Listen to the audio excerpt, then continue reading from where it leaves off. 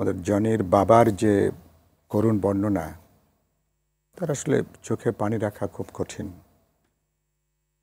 ওনার কথা বলার পরে কথা বলাটা মানে খুব শক্ত মনের না হলে কথা বলা খুব কঠিন।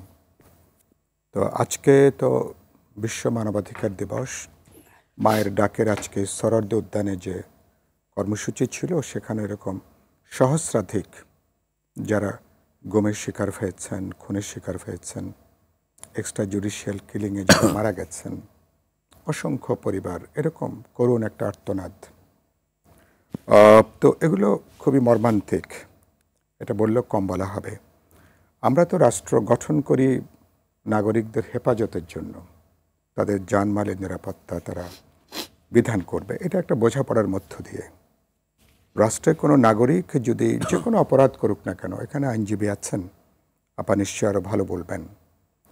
দেশে তো প্রচলিত আইন আছে, কিন্তু রাষ্ট্র নিজেই যখন পরিকল্পিতভাবে তার নাগরিকদেরকে গুম করে, হত্যা করে, সন্ত্রাস করে, যখন তাদেরকে পঙ্গু করে দেয়, তখন আমরা যে উদ্দেশ্যে রাষ্ট্র গঠন করা সেটার কিন্তু ব্যর্থ হয়ে যায়।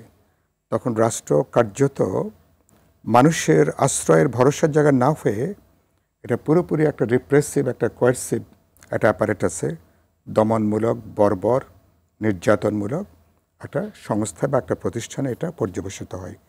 এই রাষ্ট্রের সাথে তখন আর জনগণের কোনো সম্পর্ক থাকে না। আমরা এটার ৭২ থেকে এই ধারাবাহিকতা চলছে।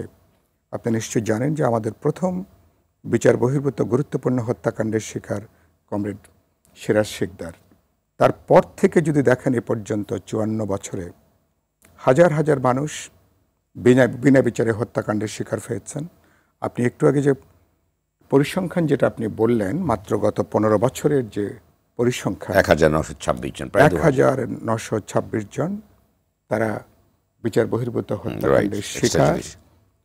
ইতিমধ্যে এখনও ধরুন গত ১৫ বছরে গুম হয়েছেন কয়েকশো মানুষ, এখনো পর্যন্ত তারা কিন্তু ফিরে আসেনি। পরিবারগুলো এখন তারা কিন্তু পায়নি, তারা ২০০-র মতো আর কি যারা নিখোঁজ, আমাদের যে পরিসংখ্যান ২০০-র মতন এখনো নিখোঁজ। আপনার নিশ্চয় মনে আছে আগের পররাষ্ট্রমন্ত্রী একবার বলেছিলেন যে এখানে বলা হচ্ছে এরা গুম, কিন্তু ভূমধ্য সাগরে নৌকা ডুবিতে যারা মারা গেছে তাদেরকেও এখন গুম হিসাবে তাদেরকে বলা হচ্ছে। কি নির্মম রসিকতা ওই পরিবারগুলোর সাথে, মানুষদের সাথে, এরকম অসংখ্য ঘটনা। এবং বাহিনীগুলোকে আপনি খেয়াল করবেন, আমি আজকে সরোয়ার্দী উদ্যানের মায়ের ডাকে অনুষ্ঠানে বলেছি যে প্রতিষ্ঠানগুলো আমরা তৈরি করি আমার নিরাপত্তার জন্য, আইনানুগভাবে তারা ক্ষমতা প্রয়োগ করবে। বাস্তবে তারা মানে একটা অবৈধ একটা সরকারকে রাখতে যেয়ে তারা এরকম একটা নির্মম নিষ্ঠুরতার জায়গা নিয়েছে, যেটা মানবাধিকার লঙ্ঘন বলে কম বলা হবে, যেটা একটা বর্বর, একটা অসভ্য। কারণ কোনো নাগরিক যত অপরাধী করুক না কেন, দেশের প্রচলিত আইনে তার তো গ্রেপ্তার, চার্জশিট, বিচারের সর্বোচ্চ শাস্তিরও আইন আছে।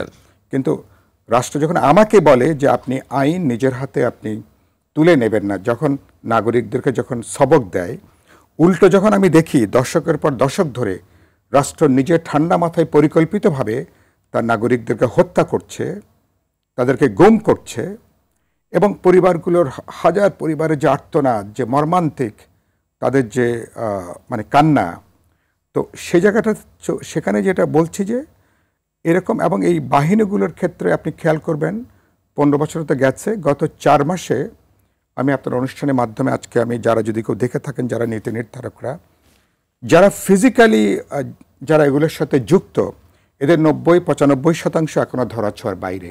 র্যাব বলি, পুলিশ বলি, গোয়েন্দা সংস্থা বলি, যারা সরাসরি ফিজিক্যালি এগুলোকে যারা অপারেশনে ছিলেন, যারা ঘটনা সংগঠিত করেছেন, তারা ৯০-৯৫% তারা ধরাছোঁয়ার বাইরে তারা। আর যারা নির্দেশ দিয়েছেন, যারা হুকুমদাতা, তারা তো অনেকে দেশের বাইরে বা তারা দেশে আছেন, নানাভাবে তারা, কেউ কেউ আবার নানাভাবে পুনর্বাসিত হয়ে তারা কিন্তু আছেন।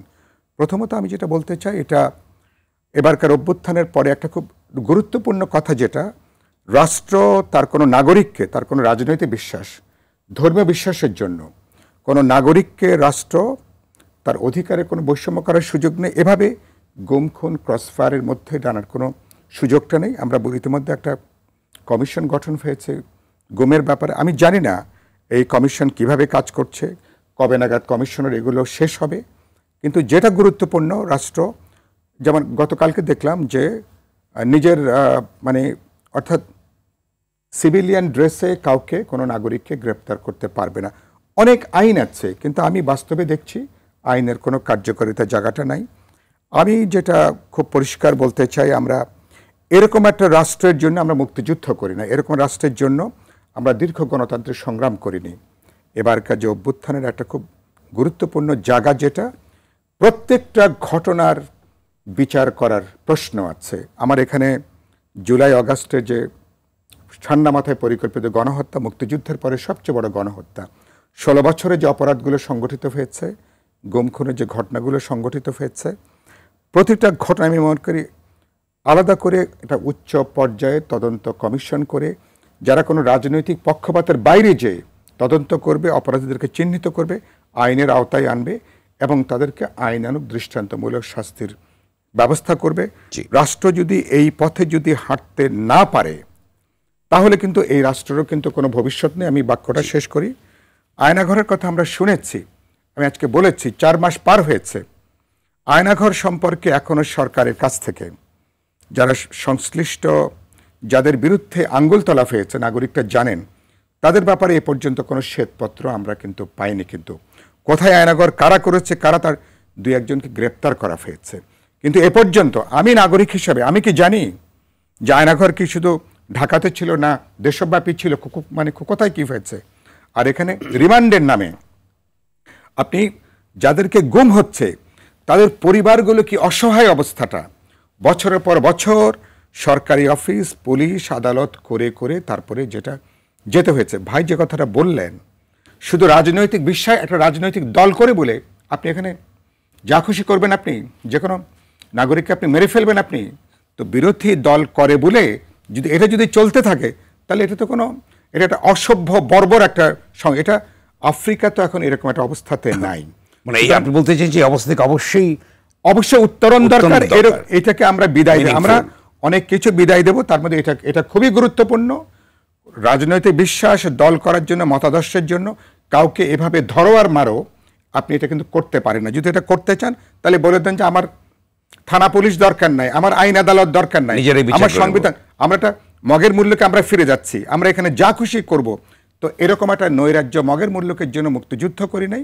এবারকার যে আমরা ছাত্র শ্রমিক জনতার গণ অভ্যুত্থান, তার চেতনাই হচ্ছে আমরা একটা আধুনিক গণতান্ত্রিক মানবিক দায়বদ্ধ, মানুষের বিচার নিশ্চিত হবে, সুবিচার পাবে, মানুষ তার অধিকার মর্যাদা নিয়ে মানুষ বসবাস করবে। এটাই হচ্ছে এবার অভ্যুত্থানের জায়গাটা।